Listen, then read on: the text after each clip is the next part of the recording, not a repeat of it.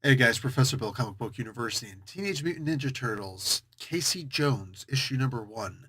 I feel like there should be a semicolon in there, but how do I say that? I don't know. Maybe I'll put one in the title. Anyway, all in all, good book. There are some issues with it, and I'm going to get into all that good stuff. But first, credit where credit's due, because that's how we do, brah. And I said it that way for a reason. Okay, the writer is Alex Packnadel. The artist is Imanse Naharapan.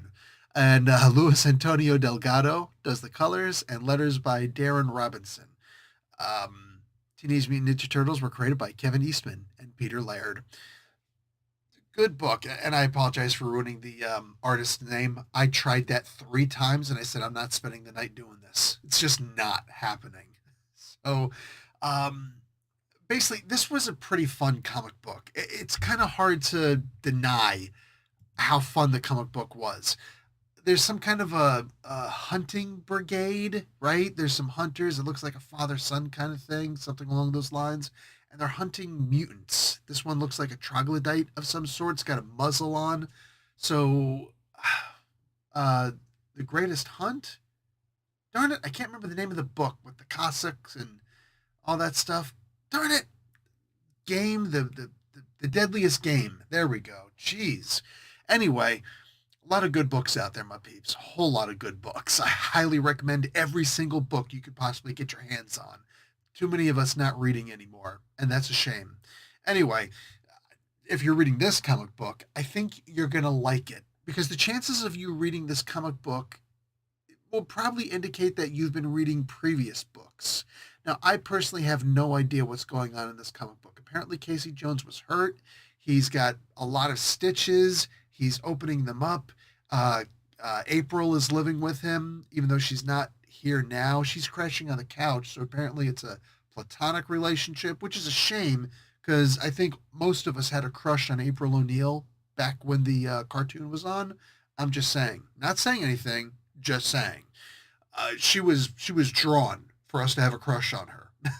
So, um, yeah, Casey's still going out and doing things, but I don't know how he was hurt, who hurt him. I think they indicated it in here, but it didn't tell me anything. It didn't actually lead me to understand anything. The Teenage Mutant Ninja Turtles actually appear in this one, which is kind of cool because they didn't appear in Shredder issue number one. And they actually had a fairly significant role in this. Mikey is having a big conversation with Casey, which I'm going to get into and did not like. It was probably the worst part of this comic book. But the most obvious worst part of this comic book is that there was no forward, no preamble, nothing telling us what's been happening in the world of the Teenage Mutant Ninja Turtles. Guys, right now, every Marvel comic book, for the most part, has that opening 2 pages, the splash page, where they're praising Jim Shooter because the man just died June 30th, I believe it was. Didn't even live to see July. Darn it. But he was amazing, and there's so many things I could say about the man. But one thing that I'll say right now is a quote that he's known for saying. He said, "Every comic book you make is someone's first comic book." Now, this is not my first comic book, but it's the first time I'm jumping into Teenage Mutant Ninja Turtles since the past several years. All right. And the idea that you got all these people out here who have become mutants in some way, I don't know how that happened. Like, did the Terrigen Mist come out and start messing with people? I don't get it. But basically, there are a lot of mutants out there, and sometimes they're being hunted. Some of them are being persecuted. It's just a weird kind of thing. I'm actually okay with this because it kind of makes these mutants the way the mutant mutants are back in the X-Men comic books, right? Normally, not currently. Currently, I have no idea what's going on with this repeat of the Age of Apocalypse stuff. Um, but yeah, I'm cool with that. So it does kind of make it a little bit of an SJW comic book. Um, Here's where it gets a little bit weird. besides me having very little idea as to what's happening in this comic book, except what's being presented and a whole bunch of things referencing other things that happened without a single editor's note, mind you, I'm completely lost reading this comic book. But there's a lot of action in here. At least I can give it that. After the action, though, there's a comment. Oh, yeah, this thing that this guy took to make himself a lot stronger and literally try and shove my face inside of a tree. This thing wasn't ooze, it wasn't mutanogen. Okay, I know what ooze should do because I'm an old school TNMT fan. Old enough that I can say TNMT and not even think about it. You know, like, what are the initials? Anyway, um, but not old enough that I understand what mutagen is. Like, what is this? Because this current thing that this guy just did, it's starting to act like mutant growth hormone. Oh no, another way to add real mutants into the comic book and real stories from Marvel into this. I'm not mad at it. I'm not at all. But it's pretty obvious where these ideas are coming from. It's like Michael Bolton, if you remember him. He sang a song almost word for word and put it out there. And they're like, hey, you stole the song. He's like, no, I didn't. I do remember when I made it up, the radio was playing in the other room. Maybe that has something to do with it. Yeah, you think so? Liar. You obviously stole the song. Anyway, um, so yeah, no clue as to what brought us here, what issues to read, what the heck is going on? What is this mutagen stuff? This comic book is,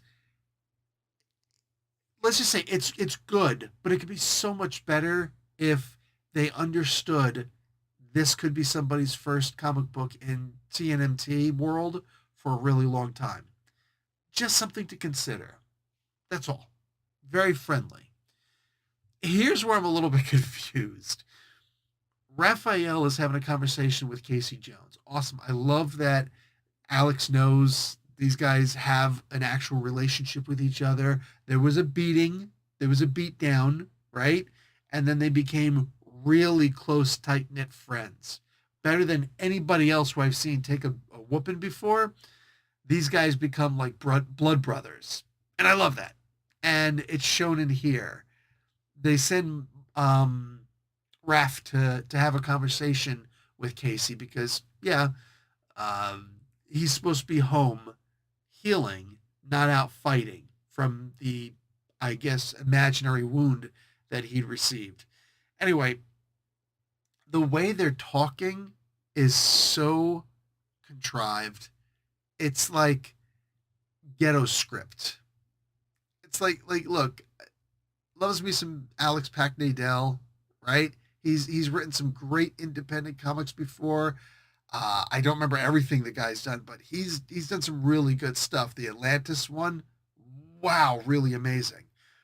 But the dialogue here, like not everybody can be a Kelly Thompson and always get dialogue right 100% of the time. I get it, but this was.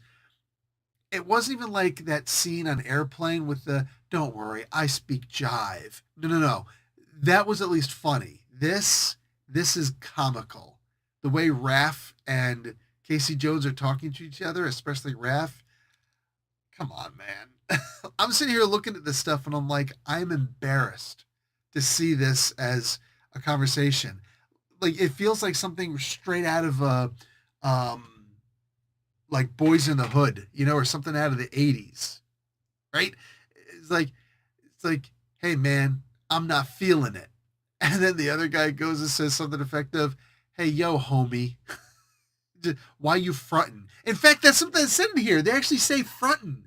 Why you frontin', yo? I'm surprised they didn't turn around and be like, "Yo, that's a diss and a dollar, man. Why you up all in my grill, homie?" Like that's what it feels like. It's that old school freaking, 80s rap talk, you know? Really outdated. I think it's time to pick up a new script, go and watch a later, a more recent movie that would actually have, remember what it used to be called Ebonics, right? That has something like that in it. Go and do that instead of just making this stuff up, because this is really old dialect that went out more than a decade ago, bro. I'm just saying. Anyway, aside from those things, I'm probably going to keep on reading this because it looks like it's actually going someplace fun. I'm looking forward to more of that. I hope you guys are also. Let me know what you think about the comic, and especially, please comment on the language thing because I can always use a good laugh. I'll talk to you later. Like the video, watch an ad. Professor Bill, Comic Book University. Class dismissed.